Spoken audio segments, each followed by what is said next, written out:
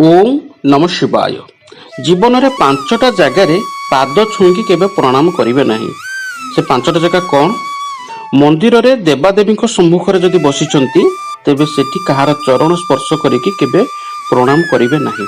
पूजा बा ध्यान करुवा व्यक्तिर चरण स्पर्श करके केबे प्रणाम करेंगे नहीं, कारण आपणकर चरण स्पर्श से व्यक्तिर पूजा जदि भंग हम आ मन भितर से ही समय जदि किसी विरक्ति भाव प्रकाश पाइब ताले पर सेटा आपनको उपरे अभिशाप भली फलिबर संभावना रहिबो। तेणु पूजा बा ध्यान करुवा व्यक्तिर चरण स्पर्श करके केबे प्रणाम करेंगे नहीं। शोइथिबा व्यक्तिर केबे भी चरण स्पर्श करेंगे नहीं, कारण यह अत्यंत अशुभ माना जाए। श्मशान फेरीथिबा व्यक्तिर केबे भी चरण स्पर्श करेंगे नहीं। कुकर्म करुवा व्यक्तिर चरण केबे स्पर्श करेंगे नहीं, कारण कुकर्म करुवा व्यक्तिर कुप्रभाव आपनको ऊपर पकई थाए।